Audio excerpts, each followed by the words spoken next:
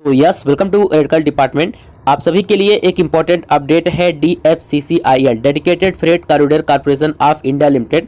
इसमें बम्पर भर्ती निकाला गया था डिप्लोमा डिग्री और ITI स्टूडेंट के लिए, उसी को लेकर एक ऑफिशियल अपडेट है। यहाँ पर देख सकते हैं जो वैकेंसीज हैं वो dedicated freight corridor corporation of India limited, जो कि गवर्नमेंट ऑफ इंडिया का इंटरप्राइज है, मिनिस्ट्री ऑफ रेलवे के अंडर में आता है।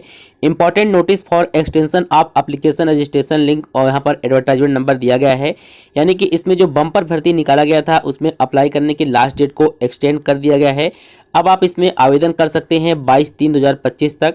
और यहाँ पर जो टेंटेटिव शेड्यूल है आपका स्टेज 1 यानी कि जो CBT 1 होगा जुलाई 2025 में आपको देखने को मिलेगा। जो CBT 2 है वो नवंबर 2025 में, और जो आपका फिजिकल एफिशिएंसी टेस्ट है वो जनवरी-फरवरी 2026 में।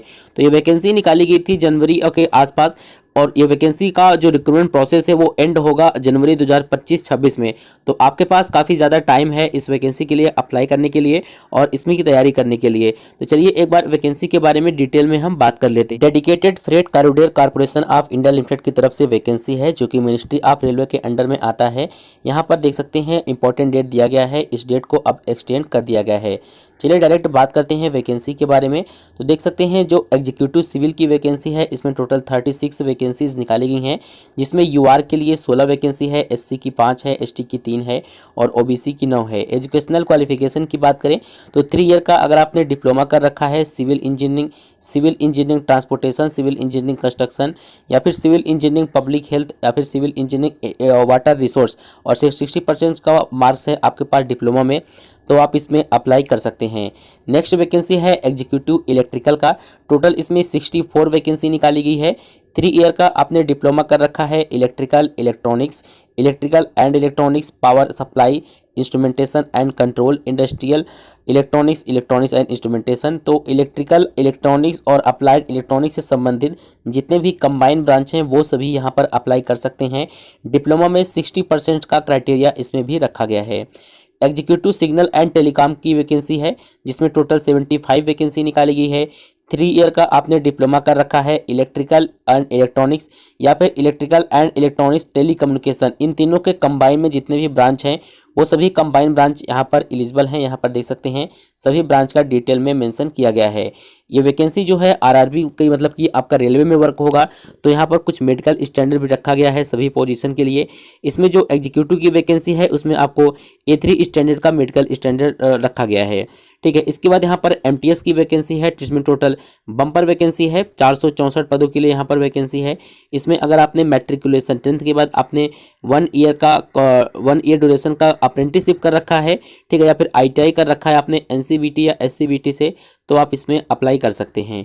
ठीक है, चलिए डायरेक्ट बात कर लेते हैं। इसमें लेटरल एंट्री वाले भी एलिजिबल हैं, और अगर आपने BE BTech कर रखा है इन पोजीशन के लिए तो भी आप इसमें अप्लाई कर सकते हैं। देख सकते हैं मेंशन किया गया है for the post of executive where diploma is prescribed as essential educational qualification, candidate with higher qualification in respective discipline, BE BTech BSc इनमें से किसी भी ब्रांच से आपने किया है, सिविल, इलेक्ट्रिकल, ठीक है, और जो सिग्नल एंड टेलीकॉम की वैकेंसी है उसमें तो आप अप्लाई कर सकते हैं। बात करते हैं इसमें एज लिमिट का। तो जूनियर मैनेजर के लिए यहाँ पर मिनिमम एज 18 से 30 साल, एग्जीक्यूटिव की 18 से 30 और MTS के लिए 18 से 33 साल एज रिलैक्सेशन रखा गया है।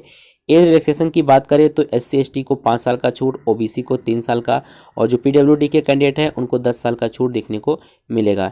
ठीक है, डायरेक्ट बात कर लेते हैं इसमें सिलेक्शन प्रोसेस का, कि सिलेक्शन प्रोसेस किस बेस पर रखा गया है। तो देख सकते हैं जो सिलेक्शन प्रोसेस है आपका CBT 1, CBT 2 physical efficiency test, document और मेडिकल टेस्ट के माध्यम से सिलेक्शन रखा गया है। इसके बाद यहाँ पर जो स्कीम ऑफ एग्जामिनेशन है आपका, इसमें CBT 1 और CBT 2 दो एग्जाम होगा। ठीक है, जो आपका CBT 1 होगा वो स्क्रीनिंग नेचर का होगा, यानी कि इसके बेस पर कैंडिडेट को शॉर्टलिस्ट किया जाएगा CBT 2 के लिए, और दोनों ही CBT आपका यानी कि CBT 1 और CBT 2 दोनों में ही 1/4 का नेगेटिव मार्किंग आपको देखने को मिलेगा। इसका डिटेल सिलेबस और जो एग्जाम पैटर्न है उसका PDF भी आपको हमारे टेलीग्राम चैनल पर मिल जाएगा, वहाँ से आप देख सकते हैं। ठीक है, अब इसमें बात करते हैं जो इसमें अप्लाई करने का। तो अप्लाई करने का लिंक और नोटिफिकेशन का लिंक आपको वीडियो के डिस्क्रिप्शन में मिल जाएगा। बाकी इसकी वैकेंसी के लिए एक अलग से वीडियो हम बना चुके हैं, आप लोग उसको भी विजिट कर सकते हैं। तो अपडेट यही है कि इसका लास्ट डेट को एक्सटेंड किया जा चुका है, 22 मार्च तक आप इसमें अब अप्लाई कर सकते हैं। तो आज के इस वीडियो में केवल इतना ही, अब हम मिलते हैं नेक्स्ट वीडियो में।